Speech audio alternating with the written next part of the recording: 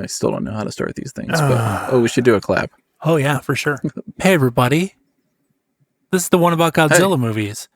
And Sure even though we're going to release it in order, we, and by we, I mean I, Caleb Scott Denman,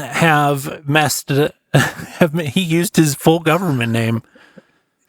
Shoot. That's when you know you messed up. Basically, I didn't record anything the last time we did this. I didn't record anything. It's my first day, and I would just really like to apologize. You should know that the offending party has been sacked, and we move forward as a team, and we will rebuild.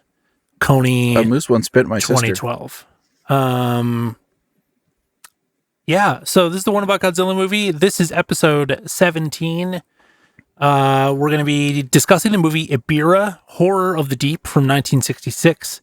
And before we move forward with a little summary of the film from Brian over there, which, by the way, say hi, Brian. Hi, I'm Brian. Get closer to that mic, Brian. Pumped. We are pumped to talk about this movie. So pumped. Get closer to that mic, Brian. Talking about it for the second time. Be friends with that mic, Brian. Oh, we can, should I, yeah. put it right here? Should I block my face with it? Sure. Yeah. We'll do this the whole episode. Dude, the continuity on this is going to be so weird. What's continuity? What's that got to do with it? This isn't a film. This is podcasting. In the middle of our released episodes, I'm just going to have this dang nice microphone all of a sudden, and then it's going to go back to being terrible. For one episode. Yeah. Yeah. So anyways, before Brian gives us a little talking summary about this movie for the second time. Yeah. Well, and before you give us a summary, referring to our notes for the second last time we talked about this, I would like to give a shout out to patreon.com/the one about Godzilla movies. And if you'd like to join us, you get roughly 5 to 10 minutes of extra stuff per episode. I'm basically not editing it. I'm like cutting out from where we clap and then to where we say we're stopping recording. And other than that, you get what is in the show. So it's $1 a month for now. And patreon.com/the one about Godzilla movies. So amazing. Drop us in, man. Give us a little summary of this little. I feel like I should have like a little tiki drink or something. This is a very tropical movie. But anyways. It is so tropical, this movie. Take us away. It's a weird one. It is whack. Here's like the breakdown of the plot. I'm just going to read it. In Ebirah, Horror of the Deep, Ryota, however you want to say it, he's searching for his missing brother. He commandeers a yacht with 2 friends and a bank robber. Allegedly. Doesn't say allegedly, but I said that. They end up stranded on Lecce Island, home to a terrorist group called the Red Bamboo, who are using enslaved natives from Infant Island to produce a deadly weapon. The Red Bamboo also use a giant lobster-like sea monster, Ebirah, to guard the island. You could say that it was just there, I suppose. I don't really think they get the credit for Ebirah, but it happens to be guarding the island. The stranded group discovers Godzilla sleeping in a cave and awaken him to fight Ebirah and the Red Bamboo. Meanwhile, at the end, Mothra arrives to rescue the Infant Island natives. Godzilla defeats Ebirah and destroys the Red Bamboo's base, while Mothra evacuates the humans before the island explodes. Explosion! That's basically what happens. Uh-huh. That's the whole movie. That's the movie. So I hope wasn't a spoiler. So what was your rating? Because then we can be done. We can just say what we rated and then we're done, right? That's it? Oh, yeah, we can do that. Cool. This is a short. Bye. I can't get my rating now. No. I was messing around.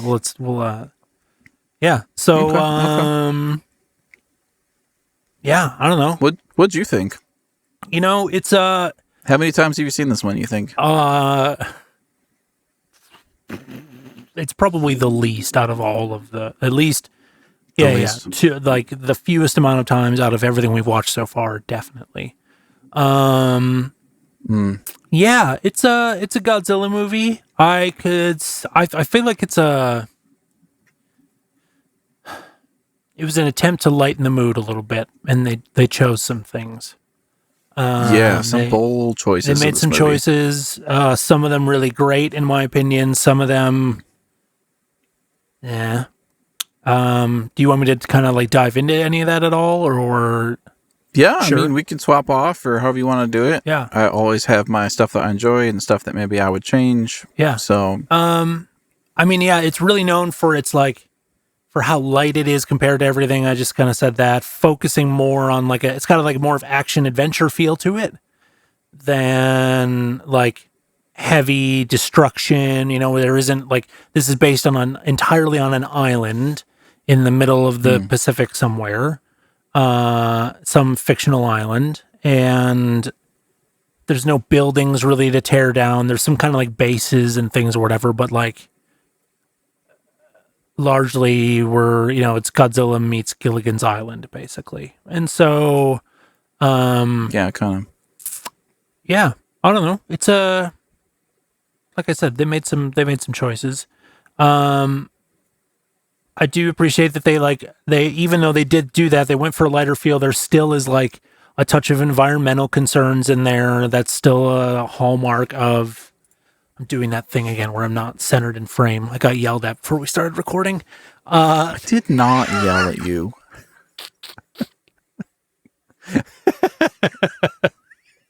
I simply suggested you aim your camera at where you think you'll be the whole episode. Well, that's the problem. This chair moves.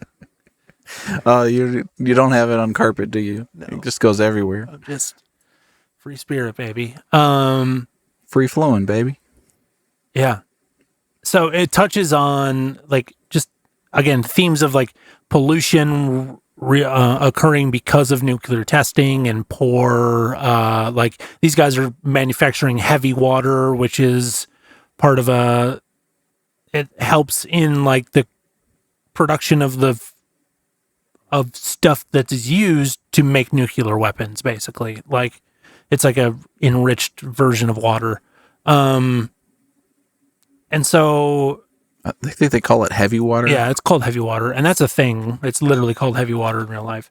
But yeah, like unlike any of the films up to this point that had all been kind of in a city, he's attacking Tokyo. We kind of get island adventure in a monster movie, which is really fun. And then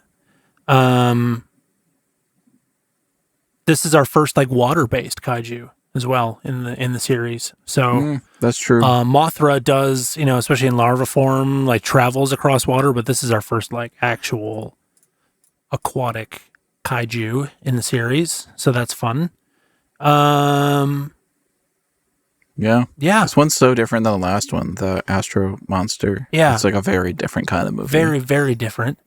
I like it. It's not something that I would turn to, I think, but it's another one that it'll probably be one of the first ones I show the kids. It's not crazy. It's kind of, like the story isn't hard to follow. They're just trying to save the one guy's brother, and then they discover all these people are trapped, and they just want to get off the island. And he's dead set on finding his brother, too. So dead set on finding his brother. Cannot be stopped. I will say, I think my favorite, one of the things that I noticed watching it this time was something that we're always talking about is like scale. There isn't a whole lot of chance to do scale in this movie, but the one time that they do it really well is at the end where all the people are making that like basket that they're going to get into that Mothra picks them up with at the end to like fly them all to safety, because that was the point of Mothra coming, was they like called her. When Mothra picks up that basket and flies away, they show that like in a shot, and the basket is so tiny, like tinier than I expected it to be, even miniature to the max. Yeah, so I thought that was just they saw their shot to do a little bit of scale work and actually make Mothra seem massive, and they did so. Because she's big enough to like land on Godzilla's back and pick him up and fly him around. And Mothra is really pretty big. Yeah. So you see that as well on like an infant island where they're singing their little song and everything. He's just like the whole background is Mothra. Yeah. Just laying there. So Yeah, even their model is like really big compared to their miniatures and stuff. It's pretty crazy. yeah, totally. So, Yeah. yeah, dude, it's a fun little movie. There's not. I mean, I'm sure like there's things to not like about it. I mean, the plot is kind of meh. Especially like the whole like red bamboo thing. It just kind of. Yeah, I don't know. It feels like more. It could have been a TV show. I hate to say it about a episode. movie, but it could definitely be like a background movie. Yeah, You know, for sure. So, that's my thought on it. It's a movie in the Godzilla franchise, and I don't hate it, but and it's is a movie of all time. and it's a movie of all time. Yeah, that's a great way to put it. Title. Nice. One of the movies of all time. I just dinged the bell. You probably can't hear it. I heard it, and I also okay. dinged my bell when I said title. So Oh, I didn't hear your bell. It's so sad. it's freaking Zoom, man. Technology is hard. Hey, I got an idea. You just move here to Michigan, and then we could do this in person. Done. And then I could ding your bell. You can ding my. Who up? Ding and they bell. I so wish I could hear it. It's fine. If you're listening to this, you probably heard it. Which we would assume that you are. We're making a lot of assumptions today. Hey, I'm just going to make sure. Let's take a little break here. We're about... Okay, cool. My stuff is still recording. 14 and a half minutes in. Cool. Great. Good. Onward. Recording's good. Onward. Now we're paranoid, and for good reason. Okay, so we have like trivia stuff for the end, as always. I've got my stuff that I thought was cool or I enjoyed, and the stuff that I would change. I'm cool to just hop into that. Dude, before you go, before you more. start, I have one more thing that I just thought was hilarious. I love that so Godzilla and Ebirah have that big fight at the end or whatever, and Godzilla wins by like ripping Ebirah's massive claw off, and like Yeah, they've got a nice little sound effect in there. standing there at the end with the thing in his hand, just like Yeah. so great, so great. Shin Godzilla could never. And then they're like yelling at him. With those little things. They yell at him to like get off the island. Continuity it's gonna, edit. like blow Continuity edit. up so much.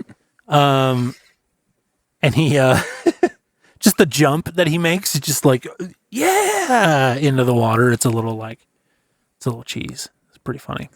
But I imagine it's hard to jump in that suit. They were like, "Hey, jump off this cliff into the water."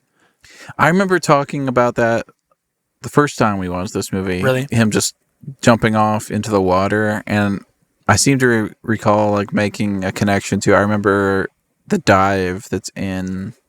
Is it King of the Monsters? Or maybe it was the New Empire. Which movie was it where he dives off head first? I can't remember. Oh, it's Godzilla Kong, the New Empire one. Yeah. Where That's what I thought. in like the the neon lights under and Earth everything. or whatever. Yeah, and he like jumps. Like dives off a cliff. Yeah. But he like head first dives. Yeah. And this So- one is like feet/tail first. Like, Yeah, this is like Cannonball Yeah. almost. Yeah, it's fun. Yeah, I like some stuff. Stuff and things. Is this kind of a nice sunset behind the opening titles? The music kind of kicks in with the titles. I think it kind of like, if you haven't seen it before, or even if you have seen it before, it kind of it tells you or reminds you what the tone of the movie is going to be. It's kind of like this 60s, maybe exotic oriented music going on, kind of like island vibes. And you're like, what is this? Like, definitely a first. Stuff like that. Yeah. The music is really all over in this film. That's actually one of my criticisms, but I'll save that. But yeah, the opening credits were nice, I guess. Nice. There's early on in the movie, they like go to this dance competition. It's the most random thing, man. They're like doing the twists. They're like dancing to, I forget what era music, but it's like it almost comes across as like dystopian because it's like they're dancing for real, but it feels like a Japanese game show, and it seems like the game is a dance until you get too tired to continue or something. Yeah, last dancer wins. Like an elimination kind of a game where they're just really, really dancing, and some of them maybe don't seem like they're there for a good time. They're like trying to keep going. It's weird. And I guess the whole thing is a premise to set up that there's like the grand prize is a yacht or something. That was the whole purpose of it. I don't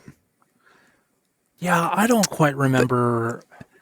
Because right after that, so that I don't know if he's the main character, but the guy whose brother's missing. Was it just a way to introduce that character, I guess, or? Yeah, well, he's just there and he's just staring at the dancing, and then like it just hard cuts to his friends driving him to like the marina, because what he says at the dance competition is like, "Is it too late to like win that yacht or something?" And then they just like drive the marina and steal a boat.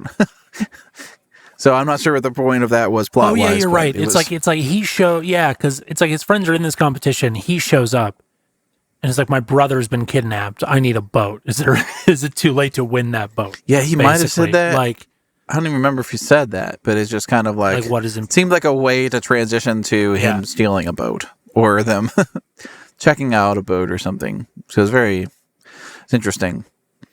So they're like they're checking out this boat, and there's this guy pops his head out and he's like, "Hey, you're trespassing and stuff and things," and eventually he like lets them sleep there, and they like wake up and they're like already out to sea, and the guy's brother is missing. I just decided to put up the sail and just go for it. And one of the friends makes some quip about like no one knowing how to sail, but despite that, he seems to have figured it out just fine. Like all of a sudden, he's sailing a boat into the middle of the Pacific. Okay. Another thing that I thought was funny was this character who I described here in my notes as a man who pleads the fifth on criminal activities while showing criminal skills the entire film.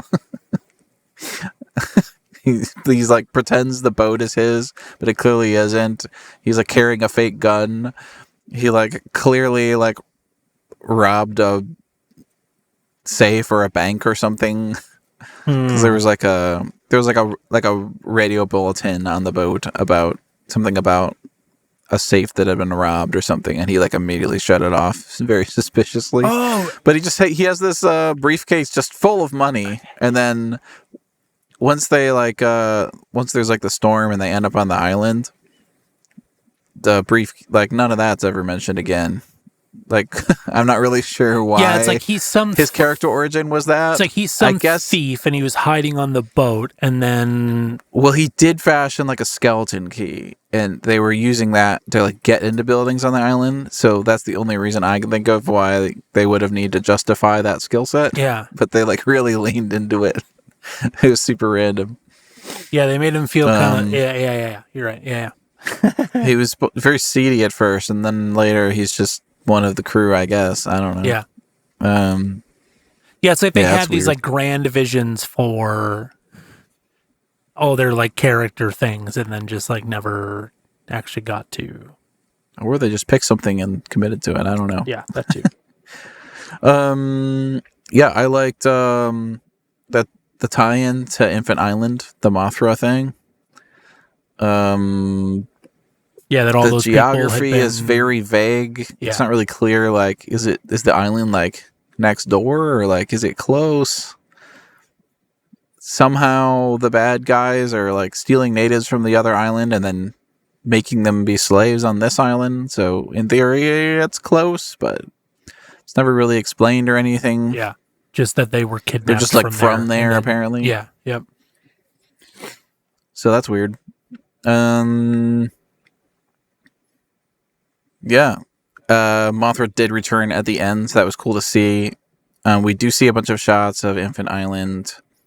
throughout the film, mostly just like whole bits of them singing their song to wake up Mothra. Yeah. And they have like new twin fairies who are like tiny and sing and speak in unison and all that. They're kind of like barely in it. They didn't seem quite as good as the original ones, but no, but it is one of those like there. It's kind of one of those things they've committed to. Like, they have to be there. Exactly. If Mothra is going to be involved, the twin fairies have to be there to like speak to the humans. Basically, it's kind of weird. They're like the spokesperson. Yeah. So, yeah, this film. There were some moments that were kind of cool. It kind of feels a lot like 60s James Bond almost, and some of it. Especially when they like are breaking inside and going into like the science laboratory areas. Some of those things feel very like Dr. Evil, over the top villain lair, science, bad stuff kind of vibes. So it's all like very brightly colored, painted and everything.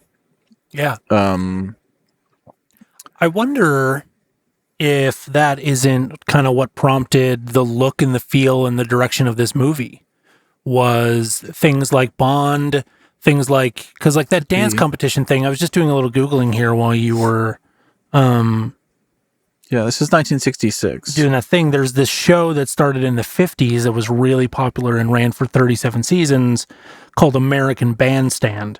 And part of that was like they would have dance competitions on American Bandstand. So that could be, yeah, might be some cultural things that I don't know about. But yeah, and the James Bond thing makes a lot of sense. There are a lot of sneaking around, kind of adventure oriented. It feels a little GoldenEye-ish, maybe a lot of like made up science kind of terms and knobs and switches and levers and stuff. Yeah. That makes the most sense to me. I don't know. Just kind of they like saw how successful Bond was, and we're probably trying to get a more of like an American audience involved, or interested, or trying to find a new way to keep America involved. And we're just like, well, these things are popular over there. Who knows? Yeah, we should talk at the end about what it was called in America. It was like a different title. Oh yeah. Yeah.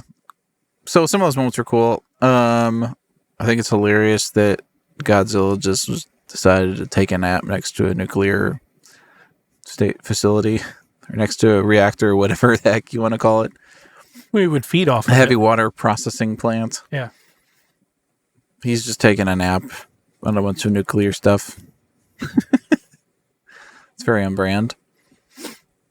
One thing I think they executed decently, I think early on, there's like two slaves like run away and they like steal a boat and they're like kind of paddling out to sea, and then they run into Ebirah, of course. Gotta have that.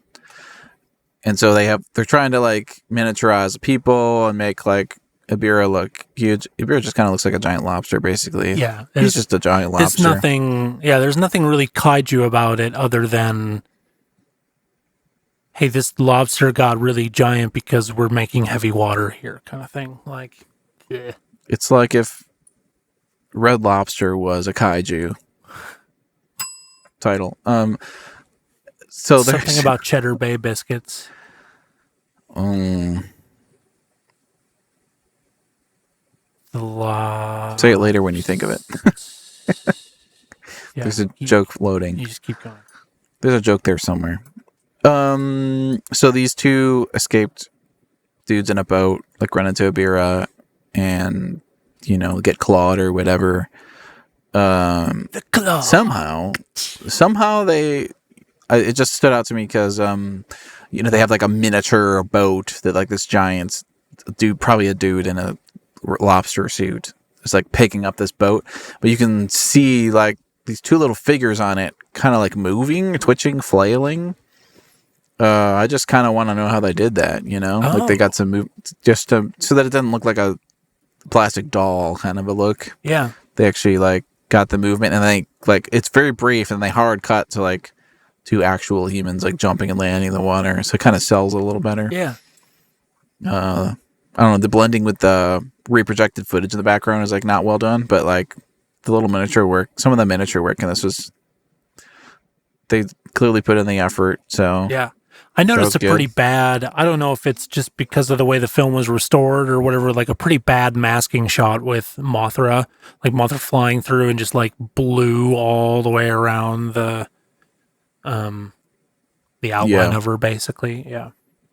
But Yeah, there's some tough compositing in this, especially the rear projected stuff. They didn't like the gamma and like the color on it is not right, so it like really stands out. It's kind of like dim and greenish. Some of the rear projected footage that they like had to double expose, if you will.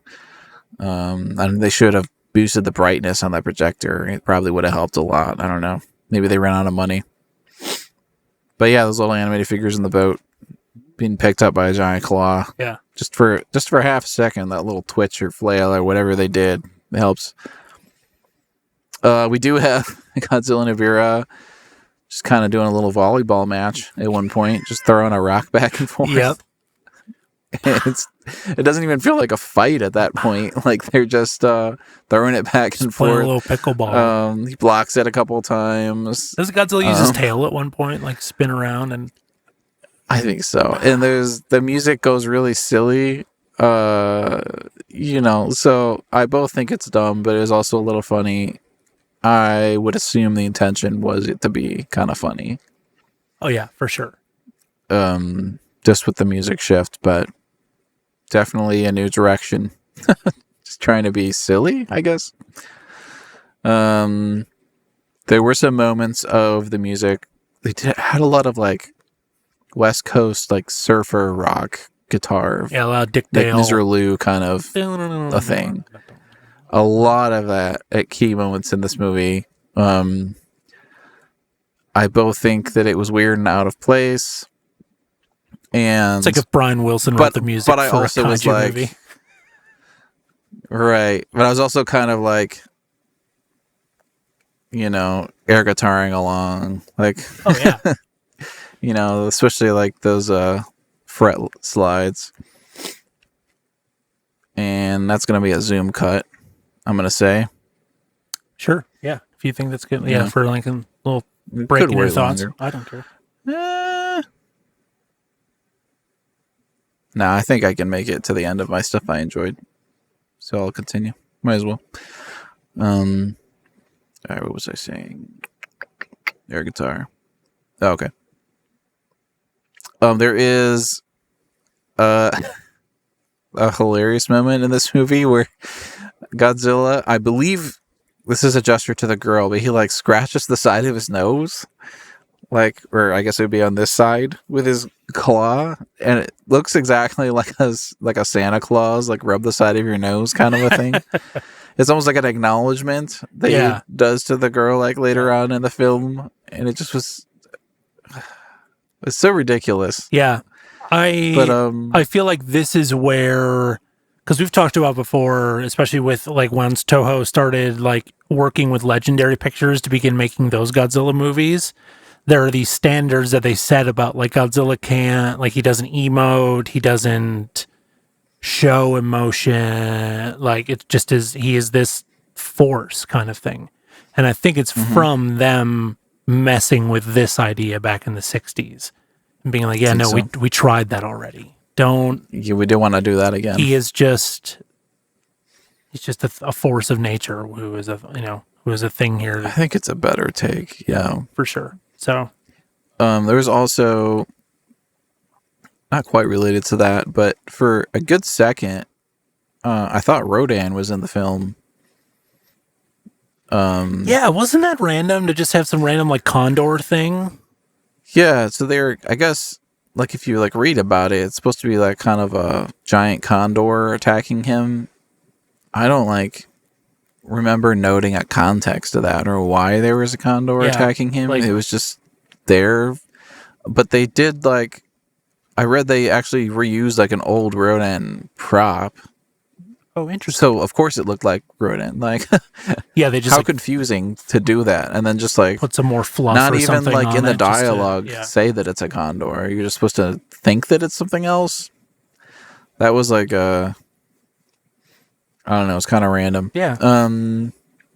Yeah, and then we kind of, and it is in my like stuff that I liked. There's a comment made about atomic weapons. I should have written down the exact wording, but it seemed like an homage to like the seriousness of the 1954. Okay. It was like a heavy-handed comment. I can't remember the wording, but I remember that it was like a very not subtle comment about atomic weapons. Which I guess after such like a silly movie is kind of like a weird note to end on, maybe, but I guess it's nice to return to the roots a little bit. Yeah. So, and we can restart soon. Okay. Cool.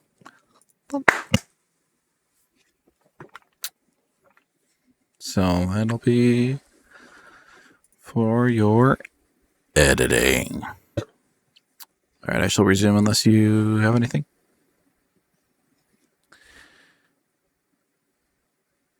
Peanut butter. You're editing that out. Let's see. Thinking.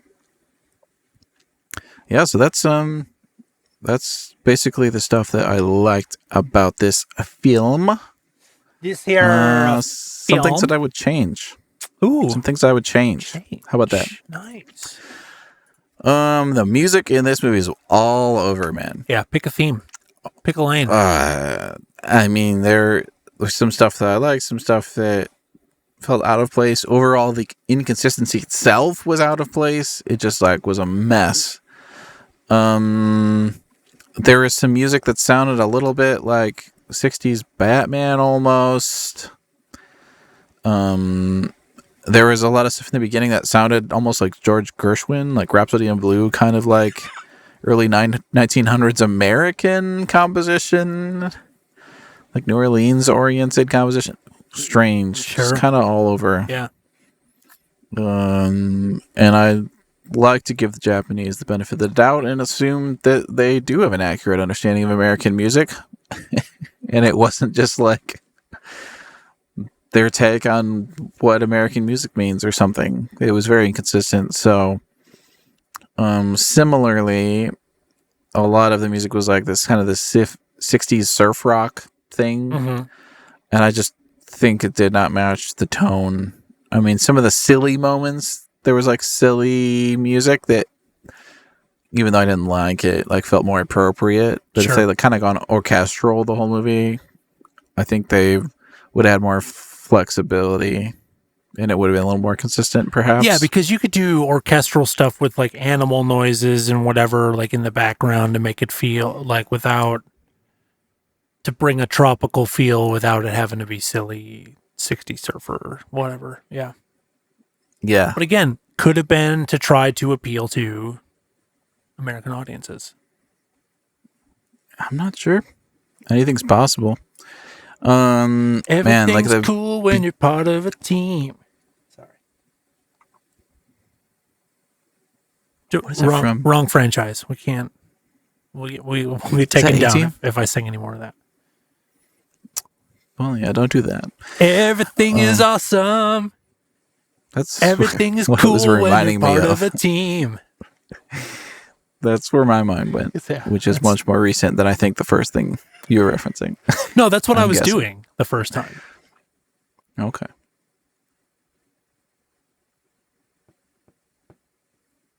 Should we test the sensors? You're editing this out for sure. Okay, early on, the red bamboo ship is like showing up, and they're just spraying their urine everywhere. Their Ebirah urine, spraying their urine everywhere. Not title. Not the title. But I'm going to give you the ding, so you have to remember it. So the ship shows up. They're loading all this stuff. They said gear, equipment, or something. Which there were some barrels, and then a bunch of Infant Island captives.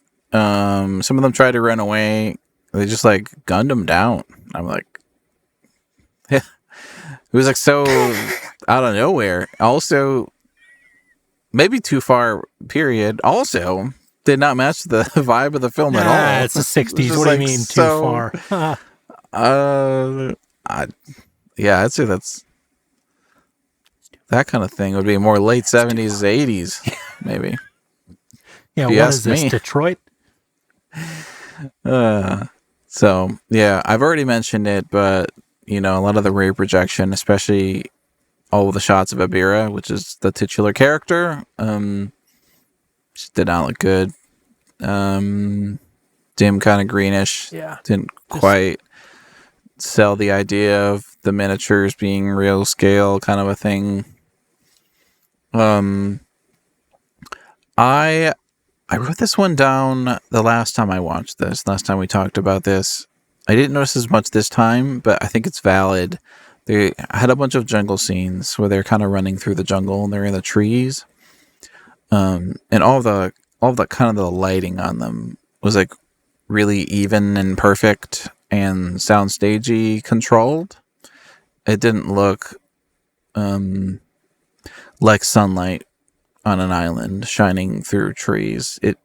They probably should have used a stronger directional light to get that kind of like a dappley effect of the shadows that leaves create, stuff like that. Yeah. It would have looked. I think it would have looked more jungly. It would have looked more like they were outdoors. They clearly weren't. Yeah. I mean, all of these kinds of things you could say are unfair criticisms if you look at all the other stuff that was coming out this time, but maybe it's just stuff they got better at later decades, but that would have helped. Oh, I'd forgotten to mention the first time I watched this, I watched it with my friend Xander. His family grew up watching a lot of Godzilla movies, really some of them. And so I talked him into watching this movie with me. So he had a few comments that he made throughout the film the first time I saw it. And one of them, we were kind of laughing at the girl Dio because her outfit wasn't very extensive, we could say, and yet multiple times in the film she just produced objects very unexpectedly. Just all of a sudden has a knife. We were like, oh, she has a knife now. Later she just produced a bird, like she just had a bird with no explanation, zero explanation. She has a bird now. Possible title. So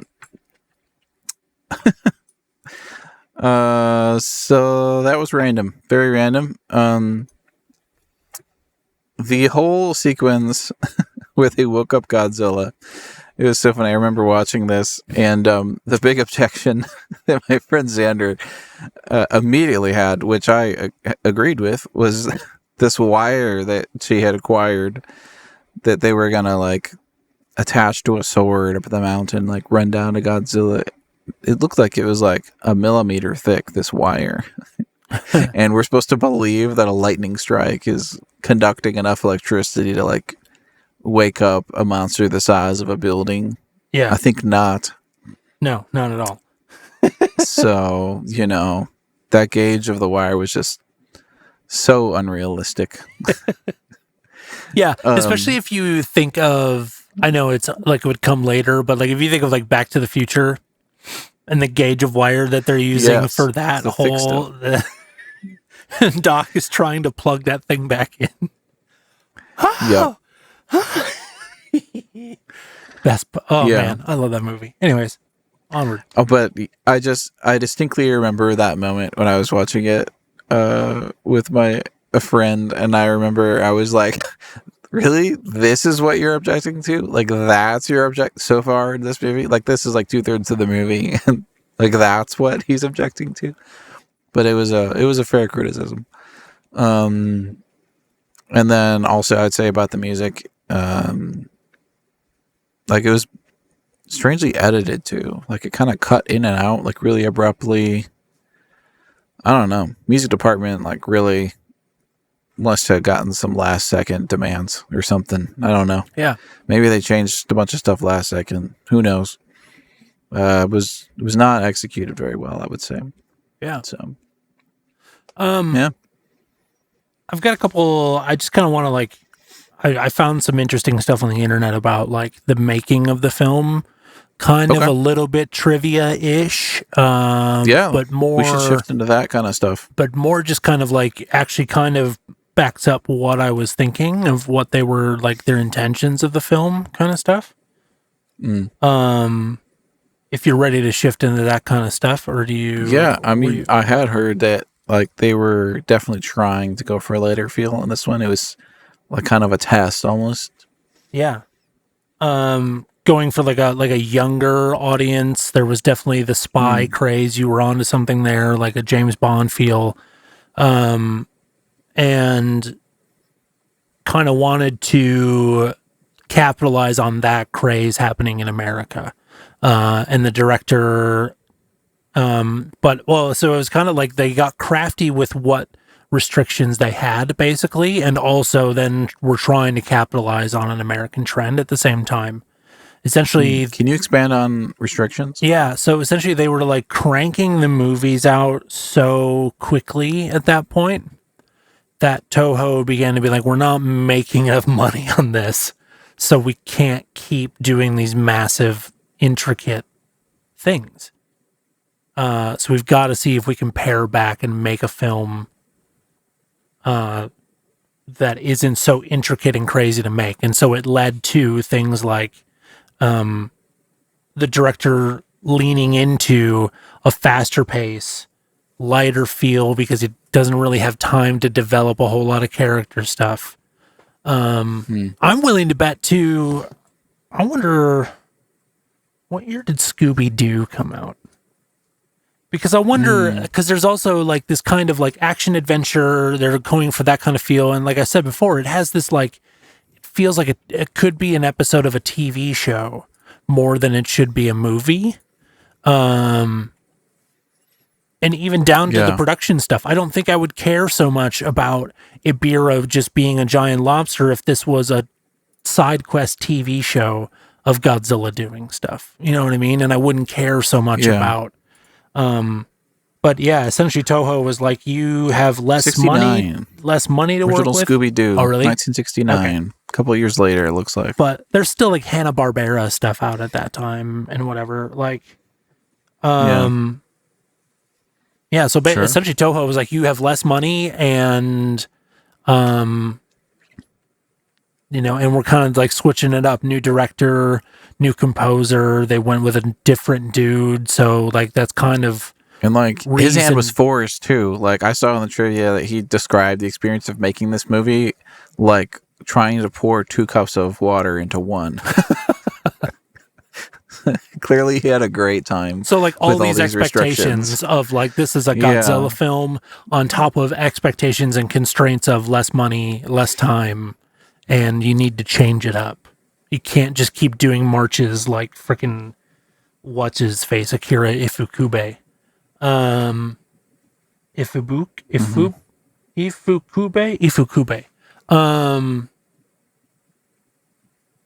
Yeah, dude. Yeah. So like, and there was, like they were trying to reshuffle the releases in the Japanese market. They were trying to get bigger in America, and they were trying to do it on a tighter budget. Talk about being set up for failure. But apparently also another little twist was they wrote it originally to be a King Kong film. Toho wanted to do a King Kong film.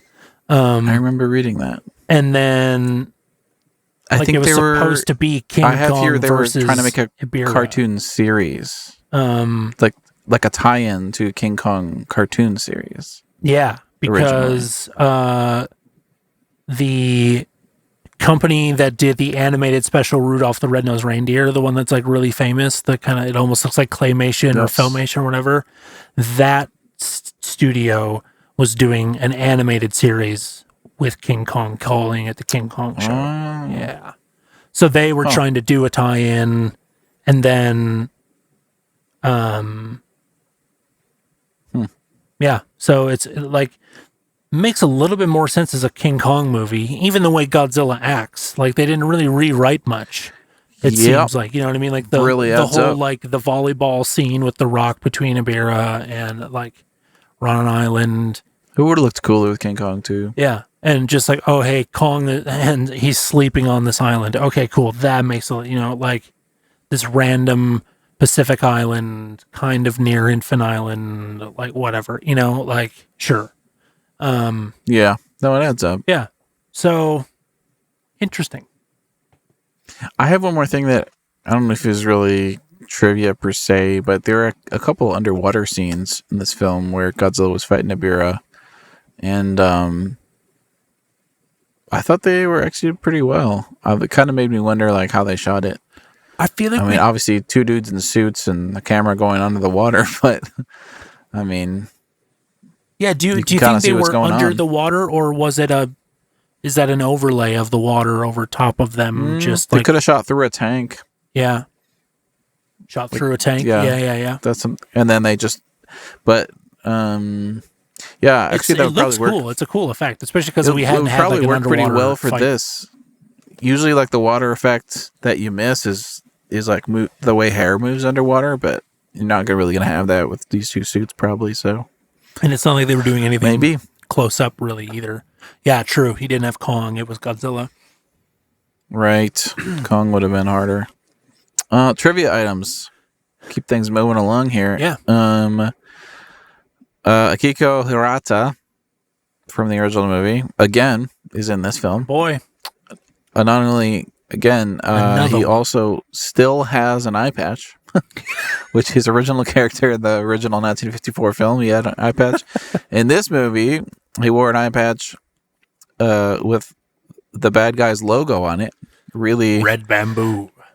it just really looked like, he was making a YouTube video, but he got sponsored by Red Bamboo, or something like it, or how, like the race car drivers got all the brands on their Sponsored by, jacket. yeah. Like it just looked weird. Speaking of, can I go on a small race car driver tangent? Small. I promise it's small. You may. At the end of, because I watch Formula One racing. Huh, look at that little. Is Ebirah on a race car? No. Don't tell me.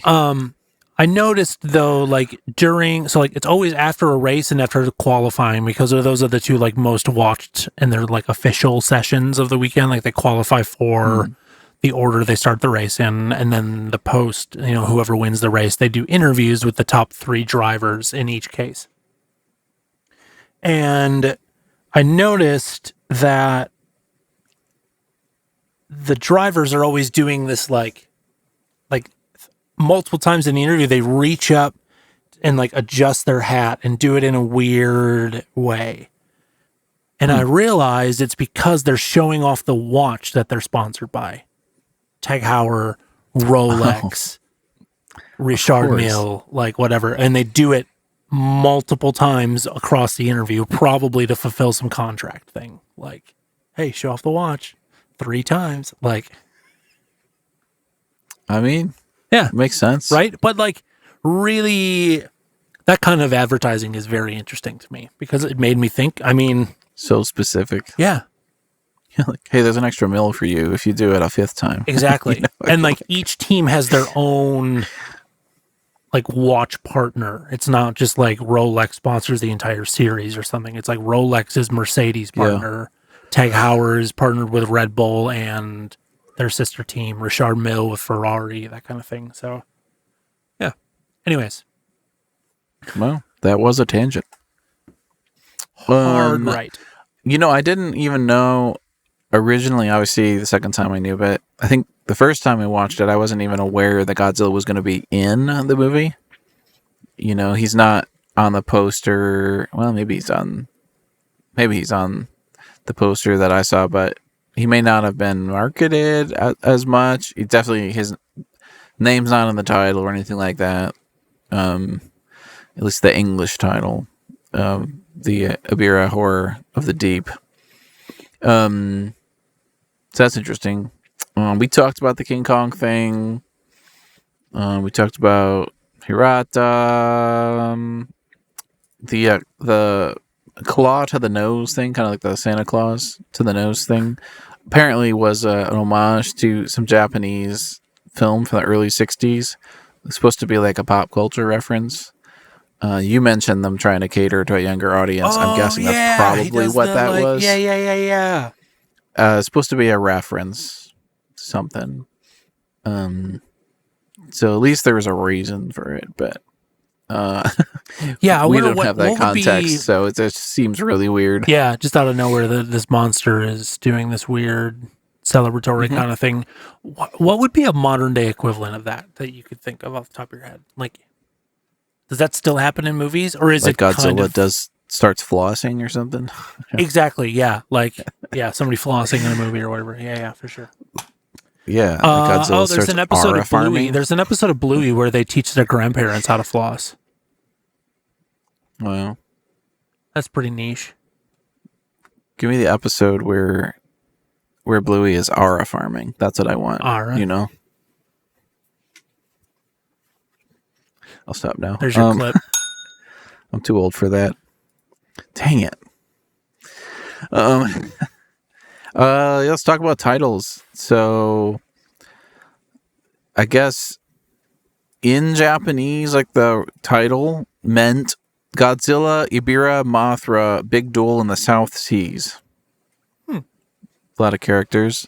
That title seems to describe the movie a lot better than the I guess the UK, what I have here is Ebirah Horror of the Deep, kind of like a UK title.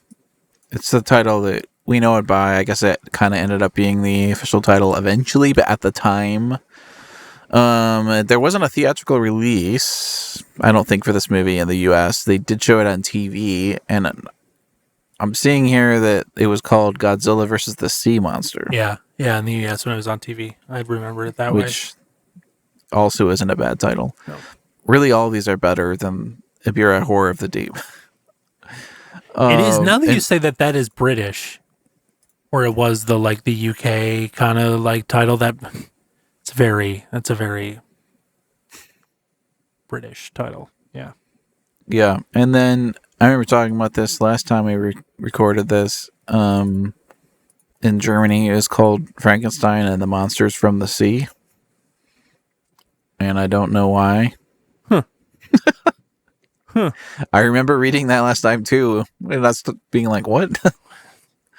So, yeah. I mean, supposedly it made like 2.4 million in the box office. I never really know where those numbers in IMDb come from, but that's a good point. Where the heck do they even? Yeah. Should we rate this thing? Yeah, dude. Out of 5 or out of 10? Out of 5. Okay. Like I said, I don't hate this movie, but it is definitely not.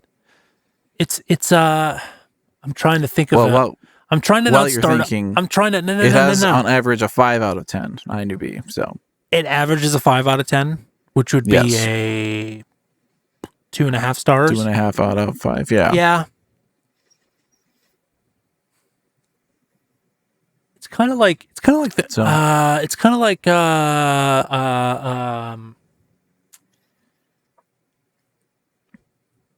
I wouldn't mind the band tone. Hoobastank. I don't mind them, but I never choose to listen to them. So I'd give it a 2. I give it a 2. That's how I feel about it. 2 out of 5. 2 out of 5. I give it 3 out of 5. Interesting. I probably could go lower. I don't know. Just my thing is like, this is going to be a tangent now, but I tend to rate things higher on average, music and film. And I see people who like are rating all these things like, 2s and 3s out of 5s. I'm like, oh, that's interesting. Like they're like being really critical.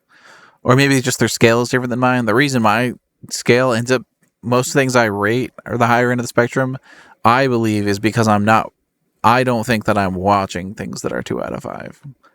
I think there are truly 1 out of 5 things out there that very few people have seen that are worth calling 1 out of 5. Interesting. Like if you've ever seen like The Room as an example of like a cult classic movie that people love because it is so bad, that movie is worth like a 1 out of 5 rating. Yeah. objectively. Yeah. And that kind of shifts your scale a little bit. Yeah. But it's also fun to watch because it's so bad. So Yeah, that's fair. that could be fun too. I think now that you mentioned that, I was just thinking about it. That's how I'm rating these films, but within the context of this universe, or like within universe. within Godzilla. Like, I don't like if this were a movie, or if this were a podcast about war movies or something, or if it were like we were trying to. This is not a good war movie. First of all, yes. Second of all, make me a sandwich. Bam, you're a sandwich.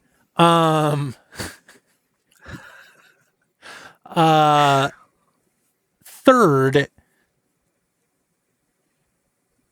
yeah, that was all I had to say about that. Was just that, yeah, I'm going about this like within the context of Toho's Godzilla.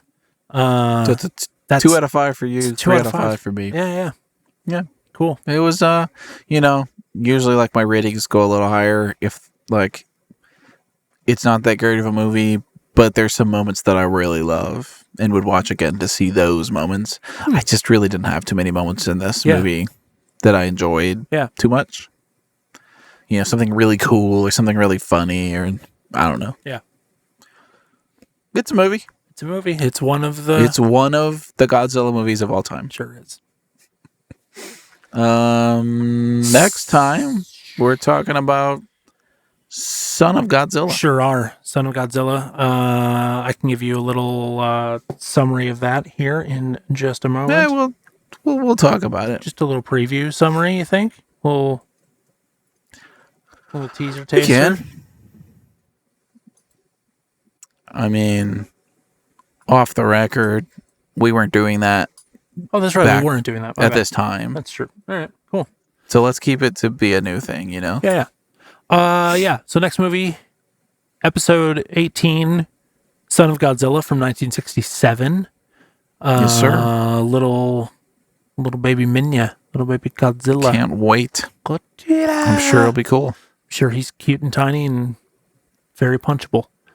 Until next time, everybody, don't forget to check out patreon.com/theoneaboutgodzilla movies. It's $1 a month. You get the What's in the Show is in the Show version of this show. And I don't think I need to say that word again. So we'll see you next time on The One About Godzilla Movies.